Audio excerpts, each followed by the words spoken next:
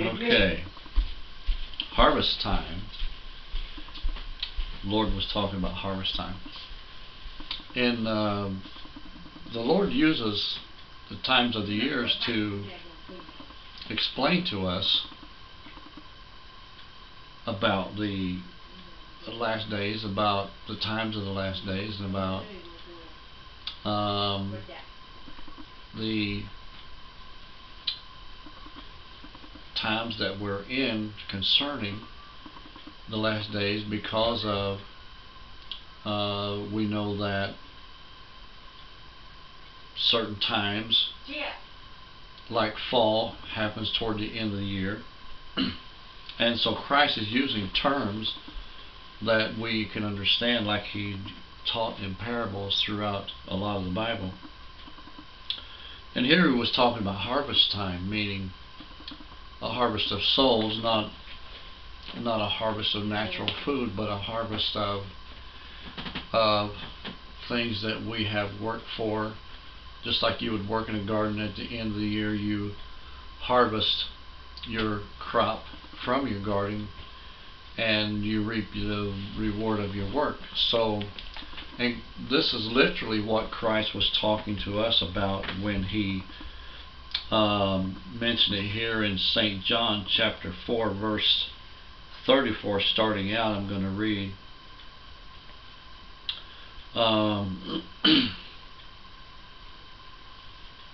Jesus said to him, "My meat is to do the will of him that sent me, and to finish his work." He said, "Say not, there are yet 4 months, and then cometh the harvest. Behold, I say unto you," 4 months, that's about planting time, that's like in the spring. So he was telling them this during the spring, or just maybe late spring. Sometime in the spring he was talking to them about this. He says, "Lift up your eyes and look on the fields, for they are white already to harvest." And the disciples, they might have looked out there and they saw a little bitty corn stalk about so big.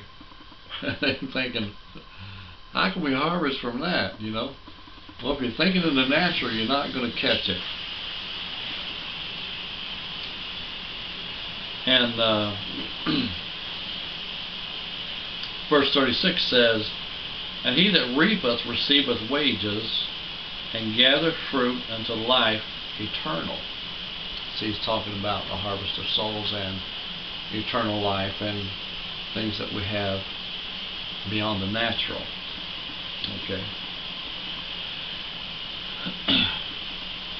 "That both he that soweth and he that reapeth may rejoice together." And okay, that's like the song leader and the pastor. They both do a different job, but their work is very similar for the same purpose. And they both will reap a reward working together for a purpose. And verse 38 says, "I sent you to reap that whereon you bestowed no labor. Other men labored, and ye are entered into their laborers." Okay, one waters, another one plants, and that type of thing. Okay, so there's a lot of work involved in reaping and harvesting. And I've done probably a little bit of all of it. It's not an easy thing to do, but I was encouraged today when I was watching a Christian movie on Netflix. And this young man, he was trying to help the homeless and stuff like that, feed people that is hurricane victims and that type of thing. And I can't remember what the name of the show was. I just watched part of the middle of it. But I watched the part where this was 11, 12 years old, I think, and he called 500 different factories And one of them, he said one of them answered, you know, but he got over 500 of those Build-A-Bear toys that he could donate. And that, you know, it kind of encouraged me, because I've sent out letters to different churches. I've sent out letters, hundreds of letters to different churches, and zip, you got no answer. But, you know, I haven't quite got to the place where I send out 500 at a time. So, but truthfully, man, all you need is one answer.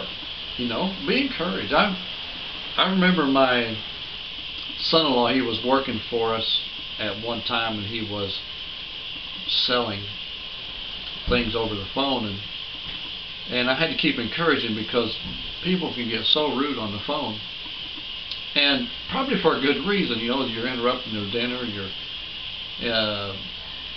going into the privacies of their homes through their telephone, and it's for a good cause. But I had to keep encouraging him, and I said, look, I said, you only need one to make the whole day worthwhile, you know. And that's how we got to look at it through Christianity. It's hard work, and it's extremely rewarding when you're successful in it. But you're going to get a lot of rejections. You know, I've talked to people. The Lord put it on my heart one time to talk to this man.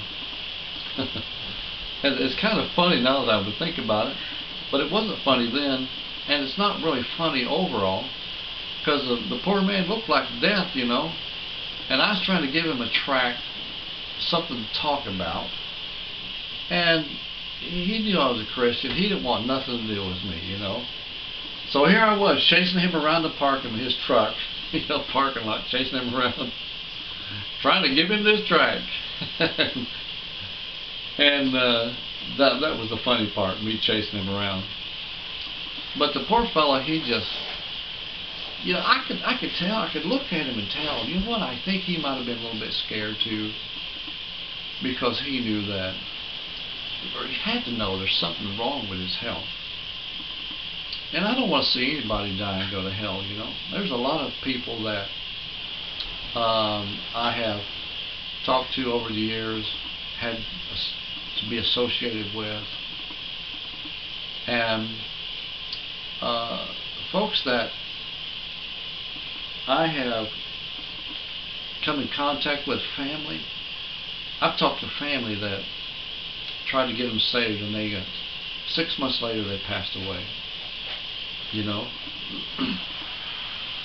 I sat up one night and talked to this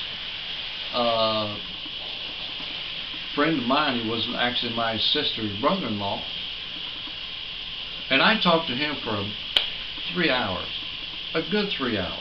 Him and his girlfriend, who was extreme devout atheist. And Bill, he wasn't too much of a Christian, and he wasn't too much of, well, he wasn't Christian, and he wasn't that much of a sinner, but he was kind of lingering between. But that woman that he was with had him convinced, you know. For her sake, he was convinced, I'm saying. It's kind of like Ahab and Jezebel. Ahab convinced for Jezebel's sake to do some degrading things with the Lord. But I talked to him for a long time, man, you know. This is garden work we're talking about. You get out there and you plow your field. Sometimes it's hard to plow the field, you know. Get out there and plow the field. And stir up the seeds. You try to get the right kind of seeds. This seed I'm trying to drop into this young man's heart back when I was like, I don't know, I was in my 30s, I guess.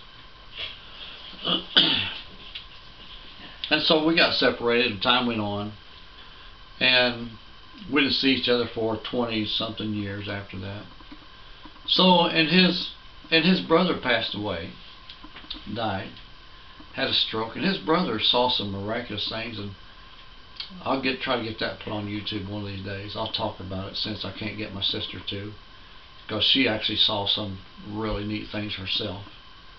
that she apparently doesn't want to talk about, or just don't have the time for it. You know, some people never have time for their garden, their weeds get too high. But anyways, he came around when his brother passed away, and he was pretty much himself. He, you know, had stayed around this lady so long it had sunk in to him. And I said to him, he spent the night at Mom's house, and I said to him, I says, Bill, I says, look, I says, come to church tomorrow. And he's like, oh, he says, I won't even get out of bed till noon. You know? And he didn't want anything to do with it. And I bet it wasn't 3 months later, he caught an infection and turned gangrene, and he died from it. And you know, I don't know if he went out of this world not knowing the Lord, but I know this,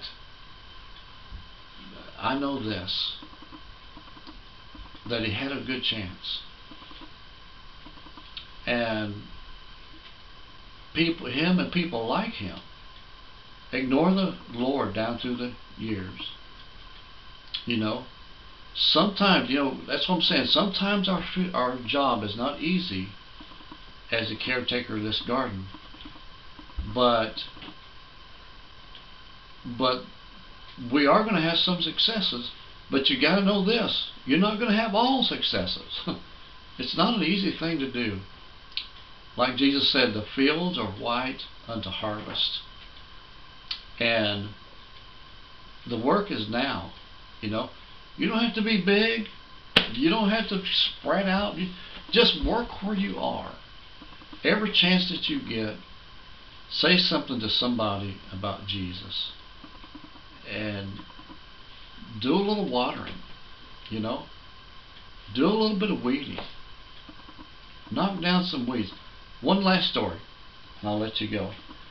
This guy came in, trucker was looking, he was kind of an atheist guy, and he wasn't too sure about what religion, if anything. And so I cut right to the chase. I says, tell me the strangest thing ever happened to you.